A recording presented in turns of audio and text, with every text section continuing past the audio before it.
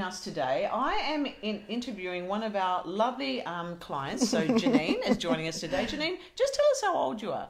60, or how young. 65 in a couple of weeks. Yeah, it's a great age to be, and I know that you think it Absolutely. is. Yeah.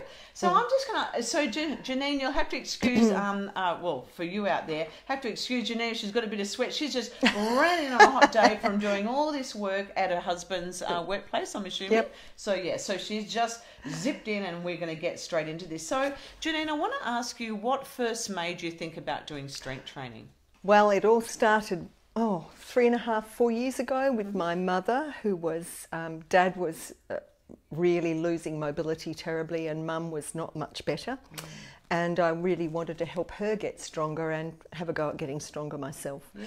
So, and I heard about Spice Fitness. So how did you hear about Spice Fitness? That was actually word of mouth from people who I worked with at the time in a school. Yep. And the key point for me was, apart from the fact that you were local, was that you're a nurse. Yeah. And so bringing my 83-year-old mother at that stage, I think, I could trust that you would be able to sort of carefully help her get fitter. I like that. I'm just going to make sure your little microphones, that all looks good.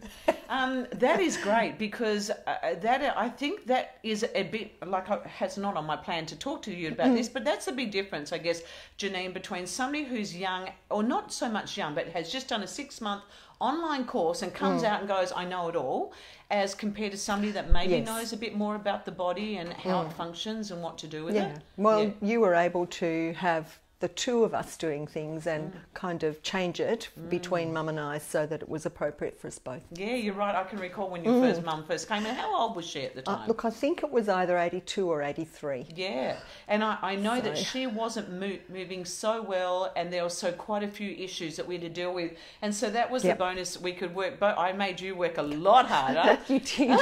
I think you would have had more weights, like bigger weights, and we would have done a lot more with you, because I remember at the end of a session you were quite, you'd worked hard. Look, I actually remember being, one of the early classes that I went to at Spice Fitness, not with Mum, but following on, I actually remember having to lie down before the finish. So there you go. So it's great, isn't it, when you can have an instructor not work you all the same way, but know that all of your bodies are differently, and we can adapt things. And I know that you've changed, but we'll talk more about that in a minute. So I guess going on from talking about that, what are some benefits that you have felt yourself from strength training? Okay, well, I've always been the kind of person that every new year, not officially, but unofficially, I've said, yes, I'm going to get fitter next year. Yes, I'm going to get fitter. It hasn't been about weight for me, because I have a sort of average kind of build, but just about heart fitness and strength. And I think I started with Spice Fitness about a year before I retired. And this is now 3 years I've been with you. Yeah. And in that 3 years, I did lose about 10 kilos. Yeah, so you didn't mean to, but you just did. No, that's right. It wasn't actually a goal. I think it just sort of happened because once I retired, I could be more active. Yeah. So I expect it was about that as well. I don't have pain in any, not that I did, but I do a lot of physical activity now, because my husband's business is shifting clays and glazes and 25 kilo bags of powder, which are kind of soft and floppy and difficult to move. And so I do a lot of that sort of stuff for him, do the deliveries to schools and so on, and I can lift and carry things without any problem. So far, so good. That is so cool. And if you've seen Janine, we went to her workplace, their workplace at one stage, and just watched her unloading and loading stuff onto the back of the truck and get ready to go. And they are huge bags, and it's just one after the other after the other. Yeah. And you seem to haul them well. And I guess maybe also knowing how to lift safely. Yes, that helps. I try and remember to bend properly and those sorts of things. The bags of clay are 10 to 15 kilos, and I might be moving 30 of them goodness. you know, at a time. So, yeah. yeah. So even someone half your age, Janine, Yes. would find that a struggle. Yeah, and I don't. It doesn't slow me down. Like, I'm able to keep going, so it's really good. That is so cool. And I guess it's a great workout for you because your heart rate would be flying at the same time. Yep. And I guess that is one thing I would say to you out there. If you're wondering whether to choose strength training or cardio, and you're just doing cardio, it's not enough because that's not training your body to actually pick things up, is it? Whereas you're getting both. You're getting your strength training and cardio, and it relates into everyday life. And Janine, also you're the main carer for your mum for quite a while too. Did this all come in handy for that? I was. That's a really good question. Yeah, I just thought about that then. I think looking after someone with dementia actually makes me realise how important you have to keep working on your balance and your strength. And balance is just such a big one, because when your mind starts to go in dementia, it stops running all sorts of things in your body properly. And so people are having falls and not know how to get up off the floor and all that kind of thing. So did you need to get your mum up and down off the toilet? Would it have helped that you had extra strength and that you were fit and strong? Because it takes a lot of energy to look after somebody that's not moving so well anymore. Yes, I feel Mum was the benefit of me hoiking her up without any problem. Yeah, gotcha. See, so it helps to hoik someone up the bed and up in the chair and all that sort, and maybe even at times to get her up off the toilet. You know? Yes, I've had to do all that. Yeah, so good on you. So Janine, because there's people out there that will be hearing this little our chat today, what would you say to somebody out there that is getting into their 50s, 60s, 70s, even older than that? What would you say to them if they've been thinking for a while? Because I know for a fact that many of you out there think about doing strength training for a long time, and you don't actually decide to do it until your body's falling apart. What would you say to them? Yeah, well, it's never too late to start, and it's actually really important to look around for the thing that's going to be okay for you. Because for me, I tried going to the gym, I tried being a runner. That was lousy. I got a bad knee almost immediately.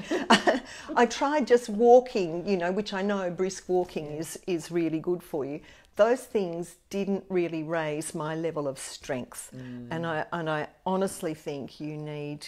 You know, for me, strength training has been the thing that I really would miss when I can't do it, and I really value. You know, so I don't think age is a barrier, and in fact, it probably is really important. Start in your middle age, because things are going downhill from there. You're right. Things are going downhill. As you get older, it's harder to make muscle and to keep muscle. You've actually got to work at it to actually keep it there, so that when you are old, you can get up out of a chair or get up off the floor, or those things that actually just reduce your quality of life enormously, and in the end will see you into residential care and, you know, worse. So you've got to put all of that off for as long as possible by being strong. So true. And you know, there are statistics out there and studies that show that if you can't move well and you're really limited with your mobility and lack of strength, then you are going to die earlier. It is just a fact. And so if you can keep your body moving as you get older, and I agree with you, Janine, like 30s, we should all be doing strength training and beyond that. But if you haven't done it in your 30s, 40s, and you're 50 or 60 or 70, and you kind of think, can I start now? Can I make a change now? I know that you can. You absolutely can. Absolutely. It's never too late.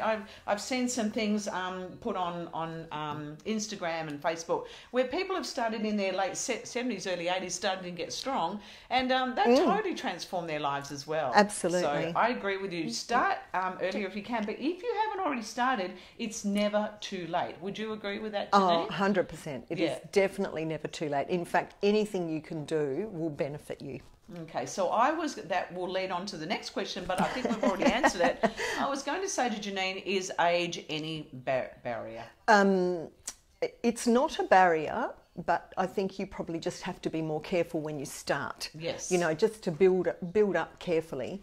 And for lots of people, retirement actually will give you the chance to put in the time that you've perhaps been lacking. True. So that is so true, because when you're, still got young kids at home, you're busy running them off to sport, and then you've probably got elderly parents that you're looking after as well. And you don't have time for yourself, but it's great when you maybe get a tiny bit older, because you're right, you're normally retired, you've got a bit more time to spend, and why spend it in a chair? Why not actually move your body around? And that's the thing I'd like to add to that. Is you can do something one time a day, and but if you can be active a fair bit of the day as well. So I know you are, Janine, you've just been out to your husband's workplace, and she'll be going to the strength training class tonight. So Janine has an active life. It's not a sedentary life. Do you sometimes sit in the chair though and read a book and absolutely enjoy that? No, I still enjoy doing that too. And now that the weather's especially in winter, it's harder to get outside to do things. So now that the weather's picking up, it's really lovely to go for a walk in the morning and do those other sorts of things. So it's good to get out and about, but as you said before, walking as we get older is not enough. And I don't know how many clients I have come through my door where they've been seen by their consultant, and these people have been walking every day for all of their lives and walking long periods, like sometimes 10 Ks a day. And they were asking their doctor why they're in such pain. And their consultants have said, I know you swim, I know you walk, but you need to do strength training. I think it's almost an essential. So if you're not doing it, it's not really a should I or shouldn't I. You should. There really should be no choice. And it's just great to hear your story. Janine, just makes you happy as well. It does. You're right. And to feel good, you know. And don't you feel empowered when you can go to your husband's place? Like, absolutely. If he said to you, Janine, can you unload all those bags? And you go, well, I can't. Give me something else to do. But you can actually go there. I can do it. Yeah, and you can do it, and you feel good for it. And in fact, he gets really cross if I do too much, because it's his workout to unload and shift the clay and everything as well. So we're fighting it off, So no, let me do that. That is so good. Janine, I was just going to say, do you feel that we as a society, particularly in our westernised societies, look at ageing very badly? Because you see quite a few people around the world in sort of poorer countries and stuff, they just keep going. They carry big bundles of sticks on their head, and I'm sure that their body keeps staying strong into old age. What do you think we could change our mindset? I think the whole of society could change its mindset about old people. Yes. As our generation becomes old people. Yes. I don't think we're lucky, the baby boomers. We've had really fortunate lives, and I feel we've been free to do so many things that maybe previous generations weren't, and we're living long and happy lives. So it's up to us now to change how old age is lived in a more positive sort of way, so that it's not seen as a huge burden on society. And if you want to keep working part-time or full-time, you can. And if you want to retire and do a lot of grey nomad travel, you can, So I do think, I don't know whether you can put off some of the problems of old age indefinitely, but you should be doing what you can. I think as a nurse, so I look after older people on wards, and I know I can see so many people with type 2 diabetes. That is one area. You can stave that off for forever if your diet and getting, because do you know, as we strength train, I don't know if you know this, Janine, but as we strength train, muscle is a very active tissue, unlike fat. Fat doesn't do that much, but muscle is active. So the more muscle we have, it's a more of a boost to get to pump those sugars out of our bloodstream. Absolutely. And so it actually can take away a whole pile of different things. When I also see people in bed as a nurse and they can't get out of bed or move up the bed, sometimes it's a simple training mechanism of saying this is how you do it, because we forget. We forget that once upon a time we crawled as babies, and not that we need to crawl everywhere, but we should be able to get down on the floor, crawl, get ourselves up, and actually imitate some of those movements we did as kids. So there are some things that can be totally transformed. So but I think we can stave off a lot of things. I certainly think. I think that there's plenty of studies to show that more active people are healthier and live longer without as many of the problems. So that's where we're aiming. You can't see yourself as bilateral knee sort of replacements and hip replacements in the next couple of years? Oh no, absolutely not. Look, not to say though. No. Not to say if can't. I've been sitting down for a Yes. while, like driving for quite a while or something, when I first get up, I look like, the hips are just takes like 10 steps for the hips to work in, but that's all the more reason to get up and do it every now and then so that you find yourself able to keep going. So, old age things will happen, they will but happen. I just don't want them to happen as much. No, absolutely. And I talked to an exercise physiologist the other day who Yes. said if he was given all the funding, because our government does a lot of funding towards surgery, Yes. he said if he was given that funding, he would probably prevent about 70 to 80% of people going for knee or hip replacements. So I That's a think lot. that just shows how Yep, important that strength absolutely. training is. So Janine, do you stretch as well after a hard day where you've been working, sticking the cement bags in and out? Do you kind of have a stretch or do you forget? Oh, rats, yes. Well, if I have a sore hip or a feel like there's a little bit of a twinge somewhere, yes, I always stretch. Yes, that's good. But and after strength training class, Yeah. I really enjoy the stretch. Yeah. But I have to admit, after I've been working for Dennis, I'm usually rushing off to the next thing in life and I don't stretch. So, No, that's but fine. I know which ones to do, just Yeah. to make it sound better. Yeah. I know which ones to Yeah. do if I have a problem. So, and that is a good point. So, we all have tight areas and we don't all have the same tight areas. So it's really knowing where to stretch and being able to stretch. Have you got a foam roller? Oh, yes. Yeah. I think I introduce foam rollers to everyone that I train because I love them. But they are great to get onto as well at the end of a long, hard day, even just before you go to bed. For me, Janine, I just love getting on my foam roller and stretching out my hips because Yes. my hips, right at the top of my bum muscles, my glutes, is when I get tight. Yeah, yeah. And I love stretching them Yeah. out at the end of a long, hard day. So for me, that's where I'm My tight. 2-year-old granddaughter loves Yes. the roller, the blue roller. So she probably uses it the most. I love it. And talking about grandkids, Janine, Mm. do you also find that this helps you to get down on the floor and play with your Oh, yeah, grandkids yeah. and do all sorts of stuff? Yes, and to lift up the hefty 2.5-year-old. And they could be a good weight, can't they? Yep, they can. So do you think get she's- down the floor and play with them as well? Oh, I have to. Yeah, Yeah, gotcha. have to. And on the beach, and so you just can be more active. Yeah. So, And you've just arrived back from a 3-week trip away? no, 2-week it was trip only away? a week. A week. Was it only a week? You Only went a away? week in New Zealand. Yes, yeah. Thought you've been gone for a while, I thought. No, Maybe I know. not so long then. Okay, so did that help you guys even to get to New Zealand, dragging your bags around? Did that make your trip a bit better? I know it was rushed there, but did Yeah. that help you get from point A to point B? Because you're going to look around and do Oh, steps yeah. and wander And around. it takes a full day to travel there via Melbourne and across to New Zealand and drive across to the other side from Auckland. Yes. So, and we looked after a 6-year-old, 4-year-old and 2-year-old, and that was able to give our daughter a little bit of a break by running around and doing things with extremely active children. So at the end of the time we were pretty tired, but we did it and we enjoyed it. So good. So and that would be hard if you weren't mobile, if you couldn't get yourself around. Oh, it'd be sad. Yeah, it would be really sad. Wouldn't it? And so I know that there's quite a few out there with grandkids that you want to be able to get down on the floor and play with them. So this is a perfect time, Yep. or time to actually start strength training. And Janine, I don't know if you can recall back to when you first started. Sorry, did you have something you wanted to say? No, Okay. I can Just I can recall Yeah. because another lady, Sandra, who Yes. goes to your classes, Yes. she remembered exactly when, and we okay. laugh about it a bit. Okay, because it didn't take long to feel some of the effects, did it, from No. strength training? If you can recall back, I just know when I see clients by sort of the 3rd or 4th time, they're going, wow, I'm already feeling stronger. Yes. Am I meant to feel that way? Yeah, what I was thinking about was Sandra remembers how when you had a range of weights at the beginning that we'd be running to the lightest one, trying to beat everyone to the light weights, and how that's not the case now. Like run to the now heavier we're ones. looking for heavier weights. But I think rather than me remembering back and thinking after 3 or 4 times that I could feel the difference, what I noticed was that after 3 or 4 times, I really wanted to keep going.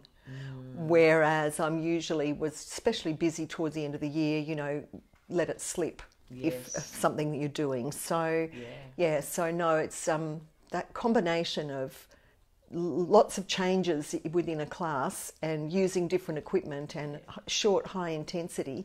It just is also interesting as well as really working you. So you don't have a chance to get bored. You don't. No, you don't get bored, and you know, just doing repetitions in a gym would, you know, just boring on boring. Sort of a treadmill where you know, go, I've got a half an hour.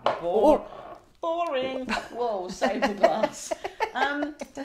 So the other thing I was going to say, and it's true where Janine says all of the ladies I train now run to the big weights. I just had to go on a trip to the sports store the other day and get bigger balls and bigger kettlebells. Like wonderful. 14s now, Janine. Woohoo!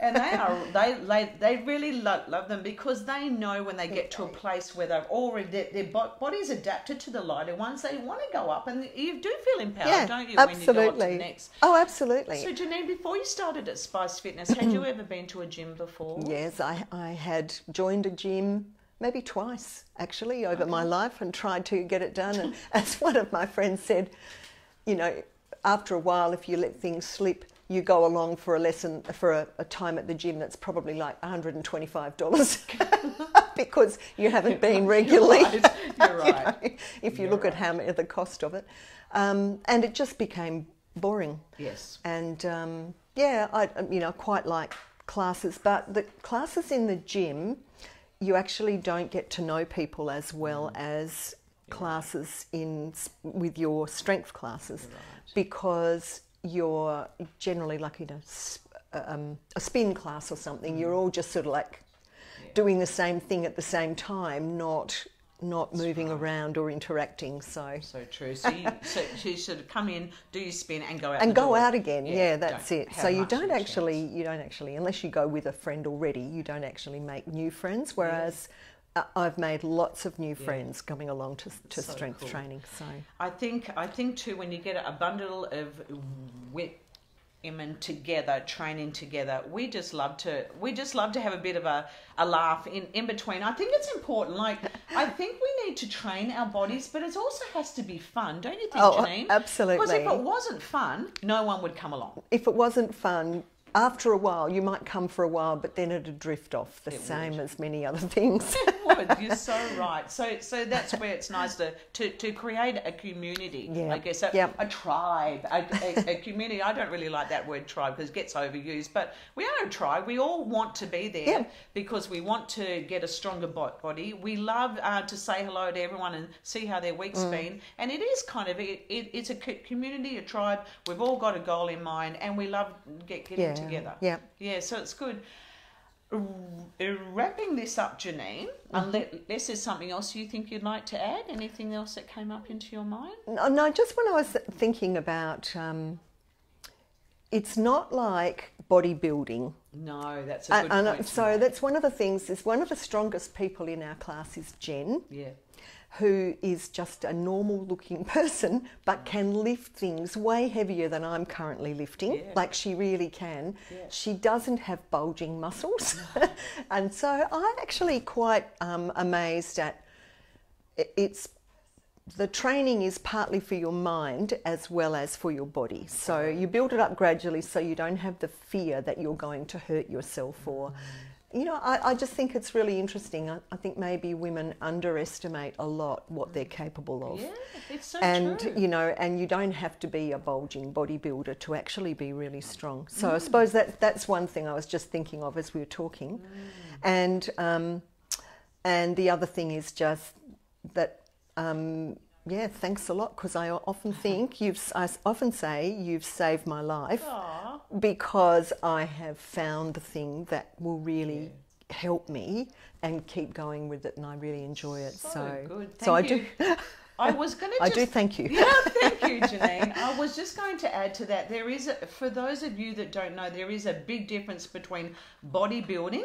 Bodybuilders will train a specific muscle. So one muscle. So say if I'm a bodybuilder, I'm doing arms today. So I'm doing biceps today, and I'm doing a range of biceps. I'll work that bicep in all sorts of ways.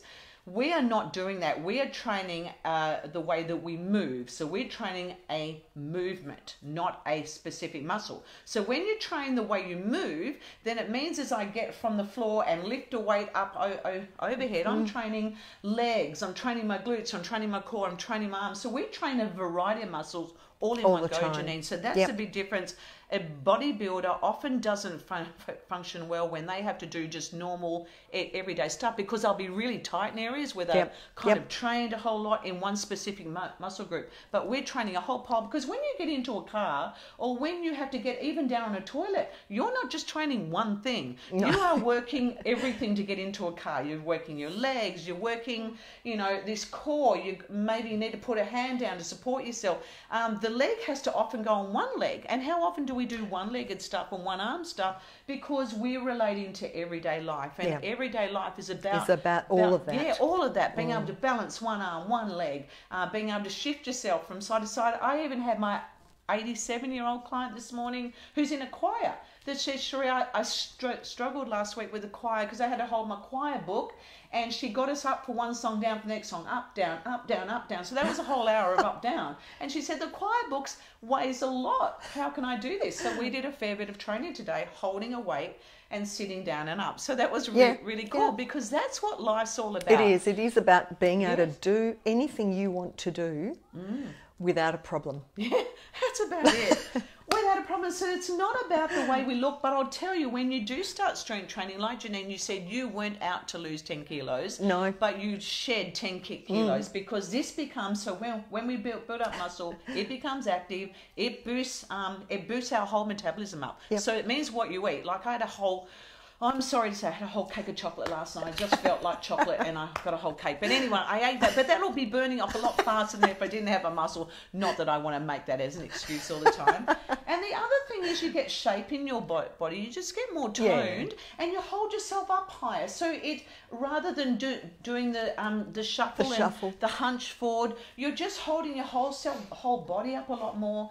But it's the things you can do in life, I think, is the main factor, isn't it? It's it is the fact for that me. you could go to New Zealand, look after 3 young kids, your 3 grandkids, active. They probably were running all over the place. Drop things on the floor. You had to pick it up off the floor. So well done, Janine. It's been great to interview today. I've been wanting to do it for a while. I know. It's hard to stop you. You're off everywhere. So it's hard to bring you to one place. But I'm really happy that we could just interview today, get a bit of a feel for your life and what you found strength training has done. And I just hope that what you've said today can help someone out there that is thinking of doing it as well. Well, so, I hope so too. Yeah, so thank you so much for joining us. Yeah, give it a go. Give it a go. Start somewhere. You don't need to start where Janine is. Start small and work your way along. Thanks for joining us today, and thanks as well, Janine. A pleasure. Great. Thanks. We'll see you tonight. Thank you. Yes, you will.